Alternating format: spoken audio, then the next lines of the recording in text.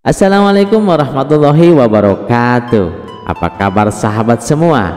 Semoga kita semua selalu sehat, panjang umur, dan dilimpahkan rezeki yang halal serta berkah.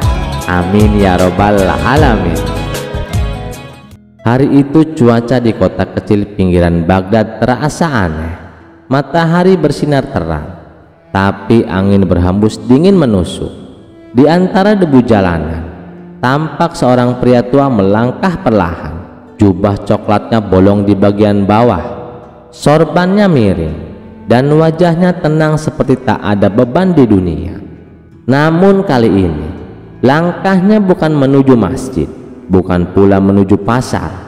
Ia berjalan ke arah sebuah bangunan besar yang menjulang sunyi. Gereja tua dengan salib tinggi di puncaknya. Hari itu gereja dipenuhi jamaah.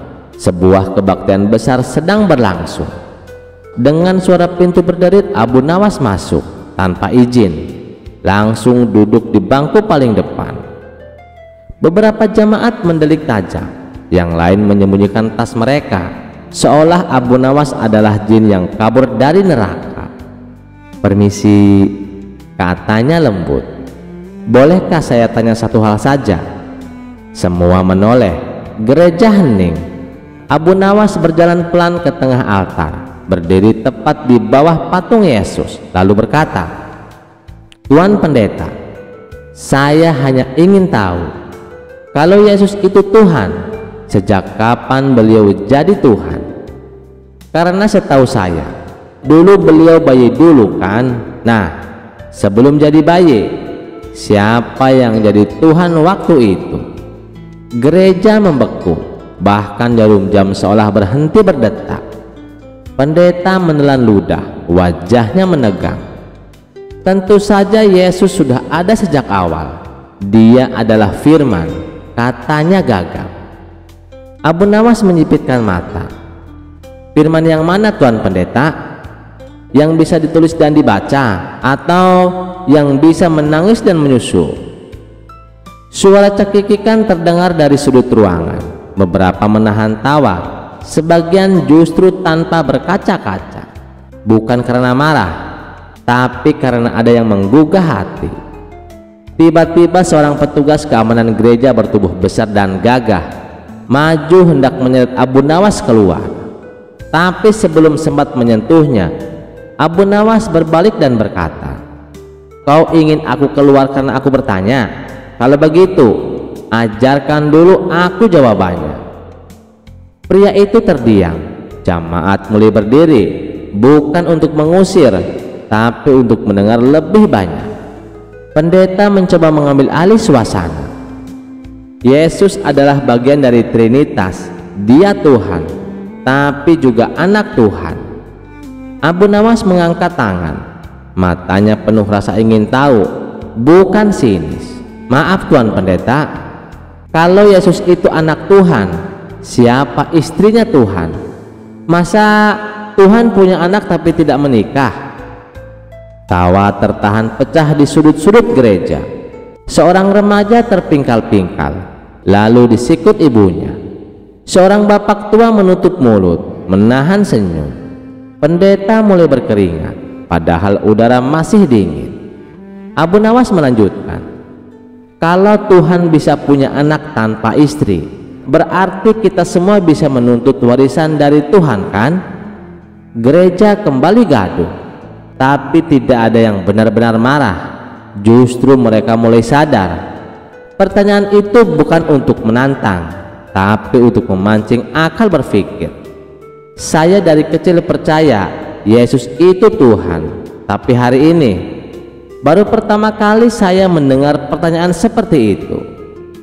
Abu Nawas menatapnya, lalu dengan lembut berkata, "Kalau Tuhan bisa mati, siapa yang menjaga langit saat ia dikubur? Masa alam semesta ikut libur?" Pertanyaan itu seperti tamparan halus yang membangunkan jiwa. Tapi dari kanan altar, pria berbadan besar berdiri. "Kau licik.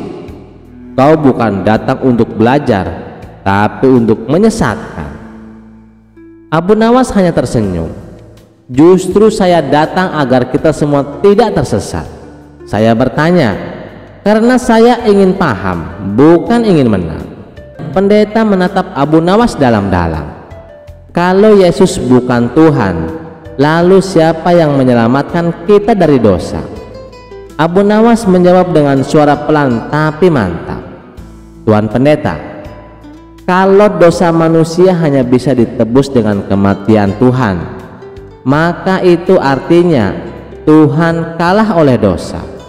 Tapi dalam keimanan kami, Allah itu Maha Pengampun. Ia cukup berkata, "Aku ampuni." Tak perlu darah, tak perlu penyaliban.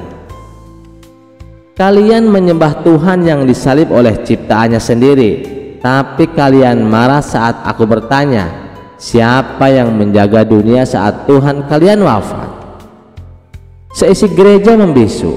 Seorang pemuda bertato salib di leher menunduk. Aku rasa kita selama ini menyembah kelemahan bukan keagungan. Hening makin menyesakkan. Tiba-tiba seorang pria berjas rapi berdiri. Saya profesor teologi. Sudah puluhan tahun saya pelajari Injil, tapi belum pernah saya menanyakan hal-hal yang kau tanyakan hari ini. Bahkan saya malu mengaku saya tidak punya jawabannya. Abu Nawas tersenyum kecil, lalu menjentikan jari ke arah patung Yesus di altar. Kalau begitu Profesor, mungkin sudah waktunya kita berhenti bertanya pada patung dan mulai bertanya kepada Allah langsung. Semua tersentak, beberapa mengangguk. Sang profesor melepas kalung salibnya dan menyimpannya ke saku jas. Dari pojok ruangan, seorang wanita tua bertongkat perlahan melangkah ke altar. Dengan suara bergetar, ia berkata, "Sudah 70 tahun aku berdoa di gereja ini, tapi baru hari ini aku merasa doaku didengar. Bukan oleh patung, bukan oleh pendeta, tapi oleh langit yang menjawab lewat hatiku." Ia mencium tangan Abu Nawas dan berkata, "Kau tidak mengubah agamaku, kau membangunkanku dari tidur panjang." Abu Nawas tak mampu berkata apa-apa. Ia hanya memeluk wanita itu dan menangis. Tapi pada akal sehat yang akhirnya bangun dari tidur panjang. Hari itu, satu pertanyaan mengguncang satu gereja. Tapi Abu Nawas, si penjual roti basi, tetaplah Abu Nawas. Ia kembali ke pasar, duduk di tikungan, menjual angin dalam botol. "Bukankah kau baru bikin heboh satu gereja?" tanya pedagang roti lain. Abu Nawas menjawab santai sambil bersin, "Cuma nanya, kau bisa bikin gempa iman?" Mungkin karena mereka belum pernah ditanya. Dan pada hari Jumat berikutnya, masjid kecil di dekat pasar penuh sesak. Di barisan jamaah duduklah seorang lelaki tua, dulu seorang pendeta, kini mengenakan gamis putih sederhana dan sorban abu-abu. Matanya sembab, senyumnya damai. Malam sebelumnya ia bersahadat, bukan karena kalah dalam debat, tapi karena akhirnya ia berani menjawab pertanyaan yang selama ini ia simpan sendiri. Saat ia sujud untuk pertama kali, tangisnya pecah. "Ya Allah, aku kembali." Abu Nawas hanya tersenyum di sudut masjid, memandang langit-langit sambil berkata lirih, "Jangan benci karena beda keyakinan, tapi bencilah pada kebodohan yang terus dipelihara." Kisah selanjutnya. Pagi itu Baghdad diselimuti kabut tipis. Aroma roti panggang dari warung-warung jalanan menggelitik hidung siapapun yang lewat. Di tengah hiruk pikuk pasar, seorang lelaki tua berjubah coklat lusuh dan sorban miring melenggang santai. Abu Nawas, si kakek nyentrik yang bisa membuat orang dewasa menggeleng dan anak-anak tertawa tanpa sebab. Dengan gaya seenaknya, ia bersiul sambil mengayunkan tongkat kecil. Di belakangnya, kambing putih kesayangannya setia mengikuti. Tanpa rencana kakinya membawanya melewati sebuah gereja tua. Ia berhenti, menatap pintu besar yang terbuka, lalu duduk santai di tangga depan, memakan sepotong roti sisa. Dari dalam gereja suara pendeta Julianus menggema, "Tuhan adalah kasih. Karena kasih itulah ia memberikan anaknya yang tunggal." Suasana gereja penuh haru, jamaat menangis. Seorang wanita tua mencium salibnya dalam isak, anak muda memukul dada. Sebagian bahkan pingsan karena larut dalam getaran iman. Tapi tidak dengan Abu Nawas. Ia tetap duduk santai, mengunyah roti keras-keras sambil bergumam, roti orang kafir memang lebih empuk." Dua biarawati tersedak air mata. Lalu di tengah kesahduan itu, Abu Nawas berdiri, mengangkat tangan tinggi-tinggi. "Maaf, saya orang tua bodoh, tidak juga berpendidikan. Tapi bolehkah saya bertanya satu hal?" Semua kepala menoleh. Pendeta Julianus menghentikan khotbah, menyipitkan mata. "Silahkan tanyakan, wahai orang tua dekil," ucapannya ketus. Abu Nawas pun tersenyum membungkuk sopan. Kalau Tuhan punya anak, artinya ia pernah menikah dong. Sebab anak pasti punya ibu. Jadi siapa ibunya? Hening. Alkitab di tangan pendeta Julianus bergetar. "Kau menyimpang," teriaknya keras. Tapi Abu Nawas tetap tenang. "Saya tidak menyimpang, Tuan Pendeta. Saya hanya bertanya seperti anak sekolah. Bukankah semua yang hidup lahir dari rahim? Bahkan kambing saya pun begitu." Ia menatap satu persatu jamaat. Dengan suara pelan namun menggugah, ia berkata, "Saya tidak menghina. Saya hanya berpikir." Pendeta Julianus berdiri gemetar, menunjuk Abu Nawas. "Kau menghina Tritunggal, kau mencela cinta ilahi." Abu Nawas maju ke tangga altar, lalu duduk sambil berkata, "Saya tidak mencela cinta pendeta. Saya hanya mencintai logika dan lebih mencintai Tuhan yang tidak beranak dan tidak diperanakan." Kata-katanya seperti badai, mengguncang hati yang selama ini hanya ikut-ikutan. Seorang wanita muda menangis di sudut bangku belakang. "Selama ini aku hanya ikut, tanpa pernah bertanya." Abu Nawas menghampirinya. Iman yang diwarisi tanpa dipikirkan apakah benar-benar iman. Dan tepat saat semua mulai tenang, Abu Nawas kembali mengangkat tangan. "Bolehkah saya bertanya satu hal lagi, Tuan Pendeta?" Pendeta Julianus mendesis. "Apalagi?" "Kalau anak Tuhan itu Tuhan, maka ada dua Tuhan. Kalau bukan Tuhan, berarti tidak setara. Kalau setara, bagaimana bisa Tuhan tetap esa?" Pendeta mengembrak mimbar. Debu Alkitab berterbangan. "Keluar kau, iblis berbaju manusia!" Tapi Abu Nawas hanya membungkuk sopan. "Maaf, saya hanya orang tua miskin yang tak tahu bagaimana mempercayai Tuhan yang bisa punya anak tapi tak punya istri."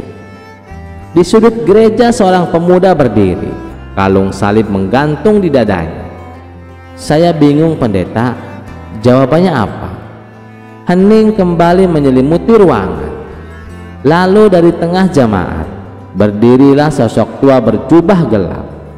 Namanya Pastor Agustinus, guru spiritual Julianus. Ia melangkah maju, suaranya lirih namun menggetarkan. Terkadang Tuhan mengutus pertanyaan bukan untuk menyesatkan, tapi untuk menuntun. Julianus menoleh pada gurunya dan ia terkejut. "Pastor, Anda membela dia?" "Tidak, aku hanya mengakui dia bertanya dan kau tak punya jawabannya." Lalu sesuatu yang tak terduga terjadi. Pastor Agustinus berlutut di hadapan Abu Nawas. Pastor Agustinus berlutut di hadapan Abu Nawas. Ajari aku tentang Tuhan yang tidak punya anak dan tidak diperanakan, dan juga tentang Allah yang Maha Esa. Jamaat tersentak, beberapa menangis. Seorang anak kecil bertanya polos pada ibunya, "Mama, kenapa Tuhan harus punya anak?" Suasana gereja berubah, bukan lagi tempat ibadah semata, tapi tempat berpikir. Lonceng gereja tak berani berdentang, tapi kambing putih Abu Nawas justru mengembik pelan dari pojok altar. Bek! Semua menoleh. Seorang lelaki tua berkata lirih, "Kambing saja tahu kapan harus diam, tapi manusia sering bicara tanpa berpikir." Kalimat itu viral di Baghdad. Apakah Abu Nawas sesat atau sebenarnya terlalu jujur? Beberapa hari kemudian, Pastor Agustinus menemui Abu Nawas di rumahnya dengan tasbih kayu di tangan. Ia bertanya pelan, "Bolehkah aku masuk rumah Allah hari ini meski aku belum bersyahadat?" Abu Nawas menatapnya, tersenyum penuh cinta. "Rumah Allah bukan untuk yang sudah suci, Tuan, tapi untuk yang sedang mencari cahaya." Dan di hari itu, dua manusia dari dunia berbeda melangkah bersama, bukan untuk menyatukan agama, tapi untuk menyatukan kejujuran dalam mencari kebenaran. Ketika Abu Nawas ditanya oleh seorang pemuda, "Apa yang paling membanggakan dari kejadian di gereja itu, Abu Nawas?" Ia menjawab pelan sambil mengelus kepala kambingnya, "Aku tidak bangga karena menang, tidak bangga karena viral. Aku bangga karena satu pertanyaan sederhana membuat 100 orang berpikir, 10 orang menangis, dan 1 orang mendekat kepada Allah." Cerita selanjutnya. Pagi itu kota Baghdad mulai bergeliat. Di alun-alun desa, riuh rendah suara langkah dan bisikan menggema di antara kerumunan. Warga dari segala penjuru datang berbondong-bondong, berlarian dengan penuh semangat. Mereka tak ingin melewatkan sebuah peristiwa langka, sebuah perdebatan besar yang akan menjadi buah bibir sepanjang tahun. Hari itu Abu Nawas, sang tokoh nyentrik penuh teka-teki, akan berhadapan dengan 100 pendeta dari berbagai belahan dunia dalam perdebatan panas tentang keabsahan wahyu. Topik yang selama ini menjadi pembicaraan serius di kalangan ulama dan para filosof. Di tengah gemuruh massa, Abu Nawas melangkah tenang. Wajahnya memancarkan karisma dan ketenangan luar biasa. Ia duduk di sebuah meja kayu sederhana yang diletakkan tepat di tengah alun-alun. Tanpa sorban tinggi atau tongkat emas, ia hanya membawa akal, kecerdasan, dan senyum tipis yang misterius. Di hadapannya, 100 pendeta berjubah panjang duduk berjajar rapih dan penuh wibawa.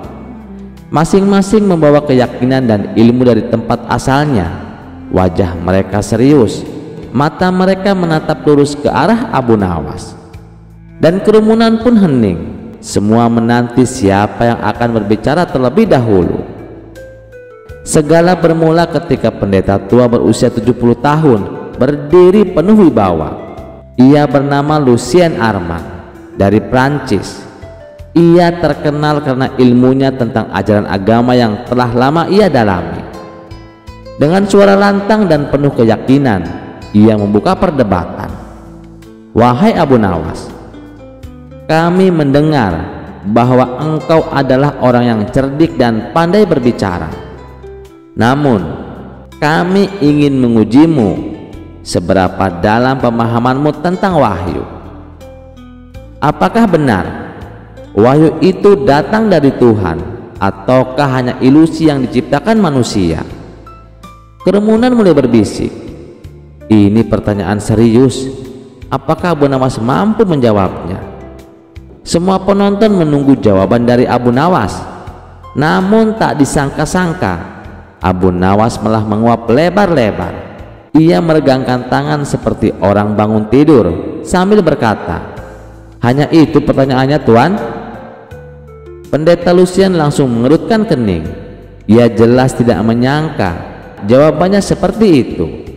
Para pendeta lainnya mulai berbisik-bisik. Apakah ini cara Abu Nawas menghindari pertanyaan? Ataukah ini hanya trik untuk mengulur waktu? Namun sebelum mereka memprotes, Abu Nawas berbicara sambil menatap langsung ke mata pendeta Lucien. "Katakan padaku, wahai pendeta Lucien, apakah engkau pernah bermimpi?" Pendeta Lucien terkejut dengan pertanyaan itu, tetapi ia tetap menjawab, "Tentu saja, setiap manusia pasti pernah bermimpi. Dan dalam mimpimu, apakah engkau pernah merasa seolah-olah sesuatu yang kau lihat itu nyata?" "Iya, aku pernah merasakan itu," jawab pendeta. Abu Nawas mengangguk lalu berkata, "Ada sesuatu yang tidak bisa kita lihat dalam keadaan sadar, tetapi bisa dirasakan dengan cara lain seperti mimpi. Nah, sekarang pertanyaannya, apakah engkau percaya bahwa Allah memiliki cara untuk menyampaikan sesuatu kepada manusia di luar logika biasa?" Pendeta Lucien terdiam. Ia tampak berpikir keras. Para pendeta lain pun mulai saling melirik, menyadari bahwa Abu Nawas sudah mulai memutar balikan situasi. Pendeta Lucien semakin tidak sabar. Ia menyadari bahwa Abu Nawas bukan lawan yang mudah ditaklukkan dengan argumen biasa. Maka ia memutuskan untuk mengubah strategi. "Baiklah Abu Nawas," katanya, "jika engkau berkata bahwa wahyu adalah kebenaran yang hanya bisa diterima oleh hati yang terbuka, maka buktikanlah kepada kami. Berikan satu bukti yang tak terbantahkan bahwa wahyu benar-benar ada." Saat Abu Nawas hendak menjawab, tiba-tiba anak kecil berlari ke tengah kerumunan sambil menangis. "Tuan Abu Nawas, tolong aku, Tuan." "Ada apa anakku? Mengapa kau menangis?" ucap Abu Nawas. Anak kecil itu menangis terseduh-seduh sambil membawa anak ayam. "Tuan, anak ayam ini tadi diinjak orang, nyawanya hampir melayang. Tolong selamatkan anak ayam ini, Tuan." Abu Nawas mengelus rambut anak kecil itu sambil berkata, "Ayo nak, kita berdoa agar anak ayam ini bisa selamat." Anak itu berdoa sambil memejamkan mata, sementara Abu Nawas mengeluarkan botol dari sakunya yang berisi air putih, lalu meminumkannya ke ayam itu. Perlahan-lahan ayam itu kondisinya semakin membaik. Tiba-tiba pendeta Lucien berdiri dengan penuh amarah. "Abu Nawas, kita sedang membahas hal serius. Mengapa kau justru mengalihkan perhatian dengan anak ayam itu?" Abu Nawas tersenyum lebar, lalu berdiri menatap para pendeta di hadapannya. "Wahai pendeta Lucien, kau bertanya tentang keabsahan wahyu. Tentu saja, kami ingin bukti keabsahan wahyu," jawab pendeta Lucien. Abu Nawas menghela napas sambil menunjuk ke anak ayam yang masih gemetar di tanah. "Lihatlah ayam itu, nyawanya hampir tiada. Jika anak kecil itu tidak segera membawanya ke sini, mungkin ayam itu sudah mati." Seorang anak kecil karena iba, ia ingin menolongnya meskipun ia tidak tahu bagaimana caranya. Coba Anda pikirkan, dari mana datangnya perasaan iba itu? Pendeta Lucien terdiam. Beberapa pendeta lain mulai saling melirik, mencoba memahami arah pembicaraan Abu Nawas. Abu Nawas melanjutkan, "Anak ini tidak diajari oleh siapapun untuk merasa kasihan pada anak ayam itu. Tidak ada yang memberitahunya bahwa ia harus menangis, tetapi tetap saja hatinya tersentuh. Ia merasa harus melakukan sesuatu sekarang. Apakah kalian percaya bahwa ada sesuatu yang lebih tinggi yang menanamkan perasaan itu?" Pendeta Lucien tetap tenang, namun ia sadar bahwa Abu Nawas sedang menggiring mereka ke perangkap logika Abu Nawas. Pendeta Lucian kemudian berkata, semua orang memiliki rasa belas kasihan, katanya, berusaha menyangkal. Abu Nawas mengangguk. Tepat. Naluri manusia adalah sesuatu yang ada dalam diri kita tanpa harus diajarkan. Tetapi jika kita sepakat bahwa manusia memiliki naluri untuk peduli, apakah itu bukan bukti bahwa ada sesuatu yang lebih besar yang menciptakan naluri itu? Pendeta Lucian hanya terdiam. Ia menyadari bahwa jawaban apapun yang akan ia berikan bisa menjadi senjata yang justru memperkuat argumen Abu Nawas. Abu Nawas menambahkan dengan suara lembut, saat anak ayam ini akan kehilangan nyawanya, ia tidak sendirian. Ada yang mengirimkan seorang anak kecil untuk menolongnya, sama seperti manusia yang tersesat dalam kebingungan.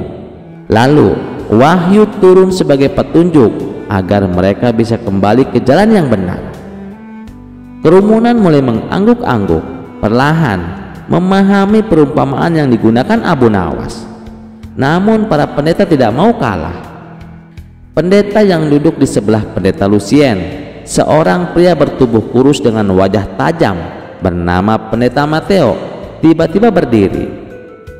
Itu hanya permainan kata-katamu Abu Nawas, katanya, tetapi itu bukan bukti. Kau belum memberikan satupun bukti nyata bahwa wahyu memang benar-benar datang dari Allah. Abu Nawas terkekeh, lalu ia berbalik menghadap para pendeta. Baiklah, katanya, jika kalian menginginkan bukti yang lebih kuat, aku akan memberikan sesuatu yang lebih jelas. Ia merogoh sakunya dan mengeluarkan sebutir kurma. Ia mengangkatnya tinggi-tinggi dan bertanya kepada semua orang di sana, apakah kalian melihat ini? Semua orang mengangguk. Ini adalah kurma, kata Abu Nawas. Dan seperti yang kita tahu, kurma berasal dari pohon kurma. Tetapi pertanyaannya, dari mana asal bijinya? Siapa yang pertama kali menciptakan pohon kurma pertama di dunia ini? Para pendeta mulai tampak gelisah. Abu Nawas melanjutkan, jika aku berkata bahwa kurma ini berasal dari pohon, kalian akan berkata benar. Jika aku bertanya, dari mana pohon itu berasal, kalian akan berkata, dari biji sebelumnya. Tapi jika kita terus mundur ke belakang, dari mana asalnya pohon kurma pertama? Kerumunan mulai berbisik. Beberapa orang mulai mengangguk-angguk, menyadari bahwa Abu Nawas sedang menggiring para pendeta ke dalam argumen yang sulit mereka bantah. Pendeta Matteo mencoba tetap tenang. Itu hanyalah hukum alam, katanya. Abu Nawas tersenyum lebar. Hukum alam? Jadi kalian mengakui ada hukum yang mengatur segalanya? Jika ada hukum, pasti ada yang membuat hukum itu. Atau apakah kalian percaya hukum bisa muncul begitu saja tanpa ada penciptanya? Pendeta Lucian menghela napas panjang. Ia sadar bahwa mereka telah masuk ke dalam jebakan logika Abu Nawas, tetapi ia masih memiliki satu pertanyaan terakhir. Baiklah Abu Nawas, katanya, kami akui bahwa ada sesuatu yang lebih besar yang mengatur dunia ini. Tetapi bagaimana kau bisa membuktikan bahwa wahyu benar-benar datang dari Allah dan bukan hanya karangan manusia? Abu Nawas tertawa kecil. Ia lalu menatap pendeta Lucien dengan tatapan penuh arti. Aku akan menjawab pertanyaan ini, katanya. Tetapi pertama-tama aku ingin kau menjawab pertanyaanku dulu. Bisakah manusia yang buta huruf menciptakan sebuah kitab yang penuh dengan ilmu pengetahuan, yang bahkan ilmuwan masa depan pun tak bisa membantahnya? Pendeta Lucien terdiam. Ia tahu kemana arah pembicaraan ini. Abu Nawas melanjutkan, jika wahyu itu hanyalah buatan manusia, maka seharusnya manusia lain bisa menirunya. Tetapi nyatanya tidak ada yang mampu menciptakan sesuatu yang menandingi wahyu yang diturunkan oleh Allah. Kerumunan bersorak pelan. mereka mulai melihat betapa briliannya cara berpikir Abu Nawas. Pendeta Lucien dan para pendeta lainnya kini benar-benar kehabisan kata-kata. Bahkan 97 pendeta yang lain mundur perlahan ketakutan. Kini yang tersisa hanya pendeta Lucien, pendeta Miguel, dan pendeta Mateo.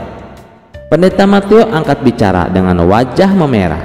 "Abu Nawas, aku sudah lama mendengar kecerdikanmu. Kau terkenal sebagai orang yang tak bisa dikalahkan dengan berdebat. Tapi aku ingin melihat, apakah kau benar-benar secerdas yang orang-orang katakan?" Lanjut pendeta Miguel. "Ada satu pertanyaan yang akan membuktikan apakah wahyu yang akan kau bela benar-benar memiliki kebenaran mutlak atau hanya akal-akalan manusia." Pendeta Lucien dan Mateo tampak bersemangat. Mereka merasa ini adalah kesempatan emas untuk menjatuhkan Abu Nawas. Abu Nawas tersenyum santai. "Baiklah, 97 pendeta sudah mundur dari perdebatan ini. Hanya kalian 3 orang yang tersisa. Apakah masih berani menghadapi aku? Silahkan bertanya." Pendeta Miguel mendekat lalu bertanya dengan suara pelan tapi tajam, "Jika wahyu adalah kebenaran mutlak, mengapa di dunia ini masih ada begitu banyak orang yang menolaknya?" Ini pertanyaan menarik. Tapi sebelum aku menjawab, bolehkah aku bertanya sesuatu? Pendeta Miguel mengangkat alis. "Silahkan." Abu Nawas menoleh ke kerumunan lalu menunjuk ke arah langit. "Kalian semua melihat matahari di atas sana." Semua orang mengangguk. "Apakah ada di antara kalian yang masih meragukan keberadaan matahari?" Lanjut Abu Nawas. Tentu saja tidak ada yang menjawab. Abu Nawas tersenyum dan kembali menatap pendeta Miguel.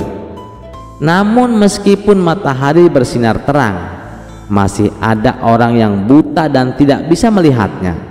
Apakah berarti matahari itu tidak ada?" Pendeta Miguel tetap terdiam. Pendeta Lucien dan yang lainnya tampak terkejut. Kerumunan mulai bersorak kecil.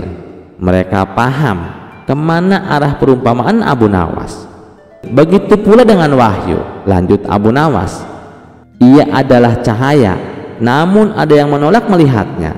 Bukan karena wahyu itu tidak ada, tetapi karena mereka memilih untuk menutup mata." Pendeta Mateo berdiri dengan gusar. "Tetapi orang buta tidak bisa memilih untuk melihat," katanya. Abu Nawas tertawa. "Benar, tetapi mereka yang menolak wahyu tidak buta secara fisik. Mereka memilih untuk tidak melihat dengan hati dan akal mereka." Kerumunan semakin heboh. Pendeta Lucien tampak frustasi, namun pendeta Miguel tetap tenang. Ia tersenyum tipis dan berkata, "Jawaban yang cerdas, Abu Nawas." Namun Abu Nawas balik bertanya, "Jika kalian mengaku memiliki wahyu, apakah wahyu itu telah membentuk diri kalian menjadi orang lebih baik atau justru membuat kalian lebih sibuk menyalahkan orang lain?" Kata-kata itu menghantam hati para pendeta seperti gelombang pasang. Mereka datang ke Baghdad dengan niat membuktikan bahwa hanya ajaran mereka yang benar, tetapi kini mereka dihadapkan pada pertanyaan yang jauh lebih dalam. Pendeta Lucien menunduk lalu menghela napas panjang. "Abu Nawas, kau benar. Kami terlalu sibuk ingin membuktikan bahwa kami benar sampai lupa untuk melihat diri sendiri." Abu Nawas melanjutkan, "Jika wahyu itu adalah cahaya, seharusnya ia menerangi jalan kita, bukan membuat kita buta." Kerumunan yang sejak tadi menonton langsung bersorak riuh. Mereka menyaksikan sesuatu yang langka. Para pendeta yang terkenal keras kepala kini mulai merenungkan kata-kata Abu Nawas. Pendeta Miguel berkata, "Abu Nawas, kau telah menunjukkan pada semua orang bahwa kebenaran sejati bukanlah tentang memenangkan perdebatan, tetapi tentang bagaimana kita menjalani hidup." Abu Nawas menghela napas lega lalu menepuk pundak pendeta Miguel dengan ringan. "Kalau begitu, bolehkah aku meminta sesuatu?" Pendeta itu mengangkat alisnya. "Apa itu?" Abu Nawas mengusap perutnya. "Setelah debat panjang ini, aku jadi lapar nih." "Apa kau bisa menghilangkan kelaparan ini dengan ilmu yang kau miliki?" Pendeta Miguel tertawa kecil. "Tidak, Abu Nawas. Untuk itu kau harus makan seperti manusia biasa." Abu Nawas berpura-pura kecewa, lalu menoleh ke arah kerumunan. "Baiklah kalau begitu. Siapa yang mau mentraktirku makan malam?" Sorak-sorai kembali terdengar di alun-alun, dan beberapa orang bahkan menawarkan untuk mengajak makan malam Abu Nawas. Ketiga pendeta itu lalu berkata serentak, "Terima kasih Abu Nawas. Kami belajar banyak darimu hari ini." Abu Nawas tersenyum. "Aku juga belajar banyak dari kalian," sahut Abu Nawas. Para pendeta yang sebelumnya penuh dengan keangkuhan kini mulai merenungkan kembali ajaran mereka, dan orang-orang yang menyaksikan peristiwa ini pulang dengan hati yang lebih terbuka. Sementara itu Abu Nawas, dia hanya berpikir tentang satu hal, makanan lezat yang menunggunya malam ini. Kisah selanjutnya. Pada suatu malam yang sunyi di Baghdad, hujan gerimis mengguyur perlahan. Abu Nawas tiba-tiba jatuh sakit. Beberapa hari kemudian, kabar duka menyebar ke seluruh kota bahwa Abu Nawas telah wafat.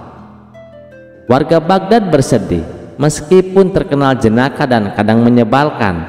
Abu Nawas telah banyak mengajarkan makna kehidupan bagi semua orang. Jenazahnya dimakamkan secara layak di pinggir kota, ditemani isak tangis dan tawa kenangan dari banyak orang. Di alam barzah, Abu Nawas perlahan membuka matanya. Ia mendapati dirinya dalam sebuah ruang gelap, hening, tanpa arah, tanpa cahaya. Tiba-tiba dua sosok besar dan bersinar muncul di hadapannya. Wajah mereka bercahaya, namun tatapannya menusuk hingga ke dalam jiwa. "Aku Munkar dan aku Nakir." Suara mereka menggema seperti guntur yang dipukul dalam gua. Abu Nawas berdiri pelan, menyeka keringat dari dahinya yang sebenarnya sudah tidak memiliki tubuh fisik. Akhirnya bertemu juga dengan dua malaikat terkenal ini. Senang berkenalan. Kalian kelihatan lebih besar dari bayanganku. Munkar dan Nakir saling memandang. Biasanya mayit akan ketakutan, tapi yang ini malah santai. "Kami datang untuk menguji keimananmu. Bersiaplah." Abu Nawas mengangkat tangan. "Sebelum kita mulai, bolehkah saya bertanya satu hal?" "Bertanya kepada kami?" "Ya, pertanyaan kecil saja. Kalau saya jawab benar, bolehkah saya bertanya satu kali balik kepada kalian?" Malaikat terdiam sesaat, lalu mengangguk. "Baik, jawablah pertanyaan kami terlebih dahulu. Siapa Tuhanmu?" Abu Nawas tersenyum. "Tentu saja Allah yang Maha Esa." "Apa agamamu?" "Islam." "Siapa nabimu?" "Baginda Rasulullah Muhammad SAW." Malaikat mengangguk. "Jawabanmu benar. Sekarang apa pertanyaanmu?" Abu Nawas mengangkat satu jari seperti sedang mengajar di kelas. "Pertanyaan saya sederhana. Bukankah kalian sudah tahu semua jawaban saya sebelum bertanya?" Malaikat saling melirik. "Tentu kami tahu." "Kalau begitu, kenapa harus bertanya? Bukankah ini seperti ujian yang jawabannya sudah kalian ketahui?" Malaikat mulai sedikit bingung. Sesuatu yang sangat jarang terjadi di alam kubur. Abu Nawas melanjutkan, "Kalian bisa langsung mencatat, lulus, atau mungkin kalian sedang menguji kemampuan menghafal saya. Tapi bagaimana jika saya pelupa, tapi hatiku penuh iman?" Munkar kelihatan hendak bicara, tapi Abu Nawas cepat menyela lagi.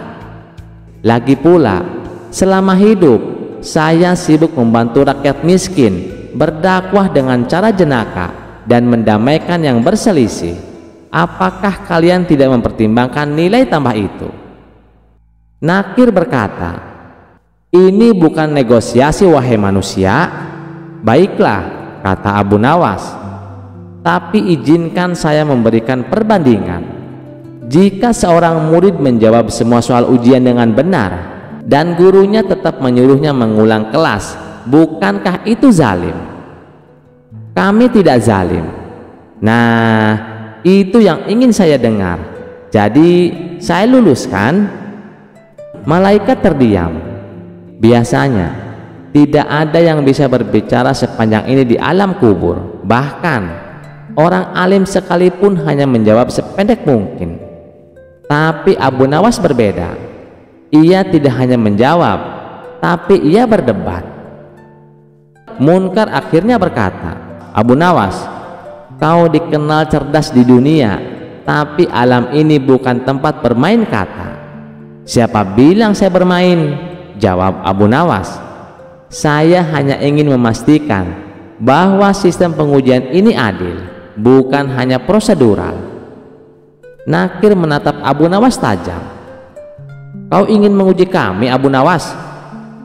Bukan, saya hanya ingin tahu apakah kecerdasan yang digunakan untuk menegakkan kebenaran juga dianggap ibadah. Sebab selama ini saya menggunakan logika untuk menertawakan kebodohan, menghibur yang sedih, dan menyadarkan yang lalai.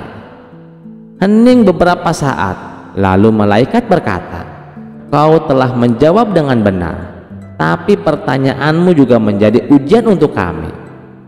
Sebelum mereka pergi, Abu Nawas memanggil, tunggu, masih satu hal lagi. Malaikat mulai waspada. Apalagi wahai manusia? Saya hanya ingin tahu, bolehkah saya membawa humor ke surga? Atau apakah kalian lebih suka suasana yang hening dan tegang seperti sekarang ini? Untuk pertama kalinya dalam sejarah barzah, Munkar dan Nakir nyaris tersenyum. Abu Nawas kembali terbaring di dalam liang kubur, tersenyum damai. Malaikat telah pergi dan catatan amalnya tengah ditimbang di alam lain. Namun di dunia, banyak orang masih bercerita bahwa bahkan di alam kubur, Abu Nawas berhasil menunjukkan kecerdasannya bukan untuk melawan, tapi untuk menyampaikan bahwa iman bukan hanya hafalan, tapi juga pemahaman, keikhlasan, dan kebijaksanaan dalam melihat kebenaran. Kisah selanjutnya. Pada suatu pagi yang cerah di kampung Abu Nawas, suasana tiba-tiba menjadi gempar. 3 orang asing datang dengan gaya angkuh dan wajah penuh percaya diri. Mereka dikenal sebagai orang-orang pintar dari negeri seberang, tapi sayangnya kepintaran mereka selalu dipakai untuk menyombongkan. Di mana orang paling cerdik di kampung ini? Tanya salah satu dari mereka sambil membusungkan dada. Penduduk pun ketar-ketir. Mereka ingin mengusir ketiga orang itu, tapi tidak tahu bagaimana caranya. Lalu mereka sepakat memanggil satu-satunya orang yang bisa menghadapinya, yaitu Abu Nawas. Abu Nawas setuju dengan senang hati. Ia akan mengadu kepintaran dengan 3 orang yang dikenal cerdik tersebut. Abu Nawas pun datang ke lapangan desa, tempat semua orang berkumpul untuk menyaksikan adu otak. Ketiga orang sombong itu sudah menunggu sambil menyeringai. Orang pertama maju dan bertanya dengan nada mengejek, wahai Abu Nawas yang terkenal cerdik, di manakah pusat bumi sebenarnya? Abu Nawas hanya tertawa kecil, lalu menjawab dengan tenang, pusat bumi? Ya, tentu saja ada di bawah kakiku ini. Ketiga orang itu langsung ribut. Tidak mungkin, mana buktinya? Abu Nawas tetap tersenyum. Kalau tak percaya, silahkan ukur sendiri dari ujung dunia ke tempat ini. Kalian akan tahu, dan aku tidak salah. Si penanya terdiam, tidak bisa membantah. Orang kedua maju dengan pertanyaan baru. Kalau begitu, berapakah jumlah bintang di langit? Abu Nawas melirik keledai yang selalu menemaninya, lalu berkata, jumlah bintang di langit sama persis dengan jumlah bulu di tubuh keledaiku ini. Mana mungkin, kau hanya mengarang, Abu Nawas, seru mereka. Kalau tidak percaya, silahkan hitung sendiri bulu keledaiku satu persatu, jawab Abu Nawas kalem.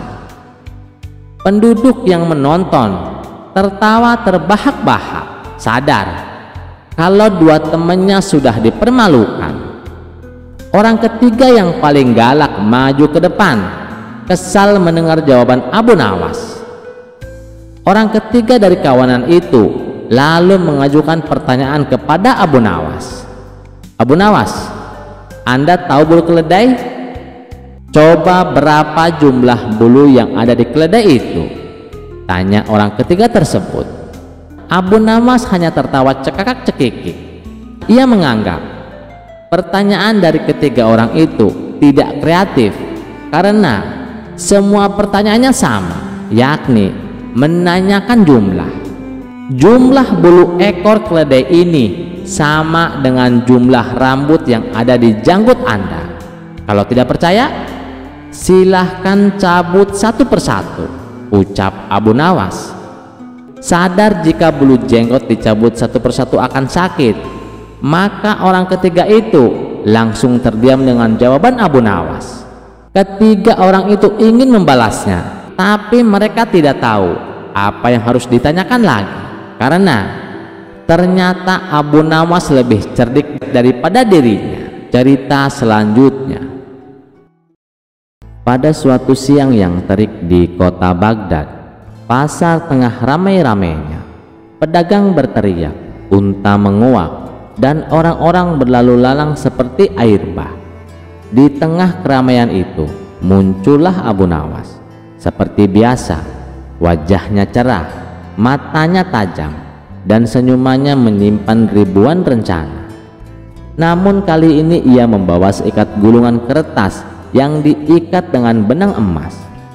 Ia berdiri di tengah pasar lalu berteriak lantang, dijual tiket menuju surga, tanah di Taman Firdaus, siapa cepat dia selamat. Orang-orang berhenti tertawa kecil, sebagian menggelengkan kepala. Tapi seperti biasa, keanehan Abu Nawas selalu berhasil menarik perhatian. Tak lama kemudian muncullah Tuan Harun, seorang saudagar kaya raya yang terkenal sangat kikir, tapi suka pamer kesalehan. Jubahnya mengkilap, sepatunya dari kulit onta impor, tapi wajahnya tak pernah senyum kalau disuruh bersedekah. Abu Nawas, seru Tuan Harun mendekat. Apa ini yang kau jual? Kuburan? Abu Nawas membungkuk hormat. Ini bukan sembarang kuburan, Tuan. Ini kapling khusus di surga, lokasi premium, dekat pohon bidara, angin sepoi-sepoi, dan ada aliran sungai susu di sampingnya. Tuan Harun mendengus. Kau pikir aku bodoh, Abu Nawas? Ah, tentu tidak, Tuan. Tapi kau juga bukan orang biasa. Justru orang sehebat Tuanlah yang pantas memesan tempat di surga sejak dini. Tuan kan dermawan dan rajin ibadah pula. Abu Nawas tersenyum sambil mengedip, atau setidaknya tampak seperti itu. Tuan Harun terdiam. Ia tahu bahwa Abu Nawas sedang menyindirnya, tapi egonya lebih besar daripada logikanya. Apa buktinya kapling itu di surga? Abu Nawas mengangkat gulungan kertas itu. Ini suratnya, Tuan. Tanda tangan langsung dari malaikat Ridwan, katanya sembari menekan suara seolah-olah itu rahasia besar. Tuan Harun yang lebih suka dihormati daripada memahami langsung tergoda. Ia melihat surat itu. Sebenarnya hanya gulungan kertas kosong dengan tulisan Arab miring-miring dan cap lilin berwarna emas, tapi matanya sudah silau duluan. Berapa harganya? 10 dinar saja, Tuan. Wah, mahal. sahut Tuan Harun. "Aku ini calon penghuni surga, masa tidak dapat diskon?" Abu Nawas menatapnya lama. "Tuan benar, surga memang tidak bisa dibeli, tapi kalau diskon, itu artinya Tuan tidak sepenuhnya yakin akan masuk surga, bukan?" Tuan Harun tersentak. Ia tidak ingin terlihat pelit di depan banyak orang, apalagi sudah mulai menarik perhatian. "Baiklah, ini 10 dinar, berikan suratnya," katanya sambil menyodorkan koin emas. Abu Nawas dengan tenang menyerahkan gulungan surat kapling surga itu, lengkap dengan senyuman puas. Keesokan harinya, Tuan Harun membawa surat itu ke masjid, lalu berdiri di depan jamaah dengan penuh bangga. "Saudara-saudara, saya telah membeli tanah di surga. Ini buktinya," teriaknya sambil mengangkat gulungan itu. Para jamaah mendekat, penasaran. Lalu gulungan pun dibuka, tapi isinya hanya sebuah tulisan yang bunyinya, "Ini adalah bukti bahwa engkau cukup bodoh untuk percaya bahwa surga bisa dibeli." Tertanda Abu Nawas. Tuan Harun gemetar. "Ini penghinaan. Aku akan lapor ke Baginda Raja." Di istana, Tuan Harun mengadu ke Baginda Raja. "Ampun Baginda, Abu Nawas telah menipuku. Ia menjual kuburan di surga, lalu menghina aku dengan surat kosong ini." Raja pun memanggil Abu Nawas. Tak lama kemudian, Abu Nawas pun datang dengan tenang sambil membawa 2 buah batu nisan kayu. "Abu Nawas," tanya raja, "apa benar kau menjual kuburan kepada saudagar ini?" "Benar Baginda," jawab Abu Nawas. "Tapi kuburan itu kosong, tak ada jenazahnya, tak ada doanya, dan tak ada amalannya." Semua yang hadir tercengang. Baginda Raja pun tertawa terbahak-bahak. "Wahai Harun saudagar kaya, bagaimana bisa kau tertipu?" Tuan Harun terdiam, mukanya merah padam, tapi tak bisa berkata apa-apa. Seluruh istana tertawa, dan Abu Nawas pun diberi hadiah oleh sang raja karena telah menjual pelajaran mahal dengan harga 10 dinar. Sejak saat itu Tuan Harun jadi lebih rajin bersedekah dan tak pernah lagi memamerkan kesalehan palsu. Dan Abu Nawas, ia kembali ke pasar Baghdad. Kali ini ia menjual timbangan amal bekas, dan anehnya tetap saja ada yang mau membeli. Kisah selanjutnya, karena dianggap hampir membunuh Baginda, maka Abu Nawas mendapat celaka. Dengan kekuasaan yang absolut, Baginda memerintahkan prajurit-prajuritnya langsung menangkap dan menyeret Abu Nawas untuk dijebloskan ke penjara. Waktu itu Abu Nawas sedang bekerja di ladang karena musim tanaman kentang akan tiba. Ketika para prajurit kerajaan tiba, ia sedang mencangkul, dan tanpa alasan yang jelas mereka langsung menyeret Abu Nawas sesuai dengan titah Baginda. Abu Nawas tidak berkutik. Kini ia mendekam di dalam penjara. Beberapa hari lagi kentang-kentang itu harus ditanam, sedangkan istrinya tidak cukup kuat untuk melakukan pencangkulan.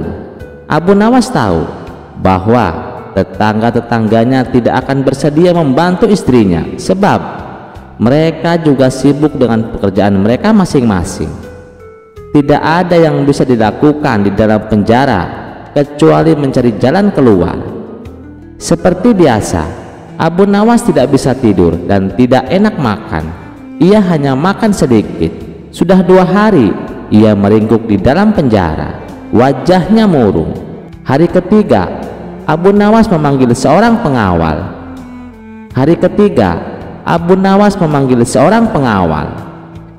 "Bisakah aku minta tolong padamu?" kata Abu Nawas membuka pembicaraan. "Apa itu?" kata pengawal itu tanpa gairah. "Aku ingin pinjam pensil dan selembar kertas. Aku ingin menulis surat untuk istriku. Aku harus menyampaikan sebuah rahasia penting yang hanya boleh diketahui oleh istriku saja." Pengawal itu berpikir sejenak, lalu pergi meninggalkan Abu Nawas. Ternyata pengawal itu menghadap Baginda Raja untuk melapor. Mendengar laporan dari pengawal, Baginda segera menyediakan apa yang diminta oleh Abu Nawas. Dalam hati Baginda bergumam, mungkin kali ini ia bisa mengalahkan Abu Nawas. Abu Nawas menulis surat yang berbunyi, "Wahai istriku, janganlah engkau sekali-kali menggali ladang kita, karena aku menyembunyikan harta karun dan senjata di situ, dan tolong jangan bercerita kepada siapapun." Tentu saja surat itu dibaca oleh Baginda karena beliau ingin tahu apa sebenarnya rahasia Abu Nawas. Setelah membaca surat itu, Baginda merasa puas dan langsung memerintahkan beberapa pekerja istana untuk menggali ladang Abu Nawas. Dengan peralatan yang dibutuhkan, mereka berangkat dan langsung menggali ladang Abu Nawas. Istri Abu Nawas merasa heran, mungkinkah suaminya minta tolong pada mereka? Pertanyaan itu tidak terjawab karena mereka kembali ke istana tanpa pamit. Mereka hanya menyerahkan surat Abu Nawas kepadanya. 5 hari kemudian, Abu Nawas menerima surat dari istrinya. Surat itu berbunyi, "Mungkin suratmu dibaca sebelum diserahkan kepadaku, karena beberapa pekerja istana datang ke sini 2 hari yang lalu. Mereka menggali seluruh ladang kita. Lalu apa yang harus aku kerjakan sekarang?" Rupanya istri Abu Nawas belum mengerti muslihat suaminya. Tetapi dengan bijaksana, Abu Nawas membalas, "Sekarang engkau bisa menanam kentang di ladang tanpa harus menggali, wahai istriku." Kali ini Baginda tidak bersedia membaca surat Abu Nawas lagi. Baginda makin mengakui keluar biasaan akal Abu Nawas. Bahkan di dalam penjara pun Abu Nawas masih bisa melakukan pencangkulan. Cerita selanjutnya.